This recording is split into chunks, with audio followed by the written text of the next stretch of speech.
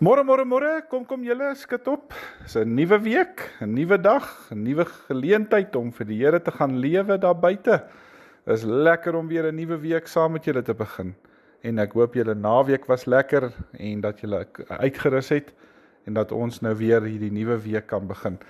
Is lekker om vanmôre by julle te wees en in die Here se woord te kuier. Vanmôre natuurlik 'n saak wat ons almal maar raak.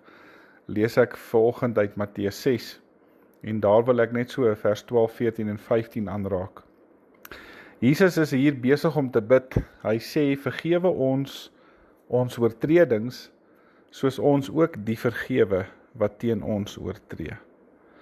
En dan sê Jesus, as julle ander mense hulle oortredings vergewe, sal julle hemelse Vader julle vergewe. Maar as julle ander mense nie vergewe nie, sal julle Vader julle ook nie julle oortredings vergewe nie. Sjoe, dit is nogal 'n treffende gedeelte. Elke keer as ek dit lees, dan trek my keel so bietjie toe. Daar is baie min woorde in die woordeskat van enige taal, wat met hierdie geweldige dinamika te doen het met die woord vergifnis. Weet julle, vergifnis is die enigste sleutel tot herstelde verhoudinge en 'n nuwe lewe en 'n ewige lewe.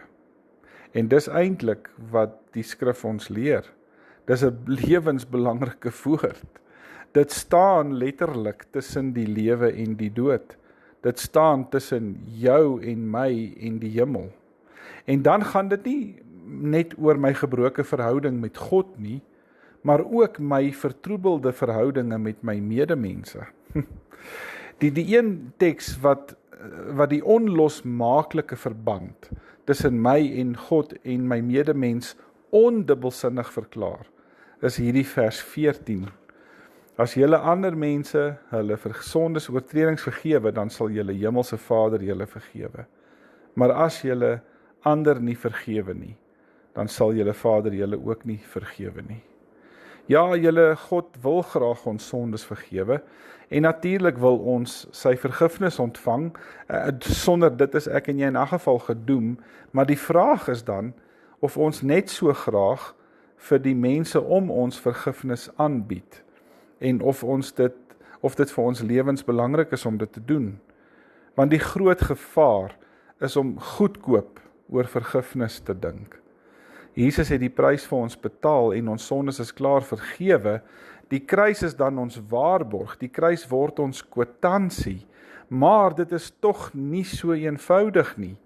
Juis omdat die kruis so 'n onbeskryflike duur afkoopprys is, mag ons dit nie minderwaardig reken nie.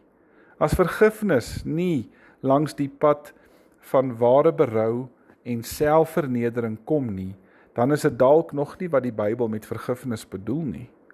En presies hoe ernstig ek oor vergifnis voel, word bewys in die manier hoe ek met my naaste se skuld teen my omgaan. En dalk is dit in die begin van 'n nuwe week goed om juis hieroor te dink en vir jouself te vra, hoe maak jy met hierdie opdrag van Jesus Christus? Kom ons maak ons oë toe, dan bid ons saam. Hemelvader, kom help my om my naaste opreg te vergewe. Ek sukkel baie met hierdie 70x7 keer en daarom moet ek weer vanmôre vergifnis kom vra. Ook vir my eie onvergewingsgesindheid. Maar Vader, kom wees my weer genadig in Jesus. Kom vergewe my sondes en help my om beter te word. In Jesus se naam bid ek dit. Amen. Dankie julle moet 'n wonderlike dag hê. En dan praat ons weer môre. Totsiens.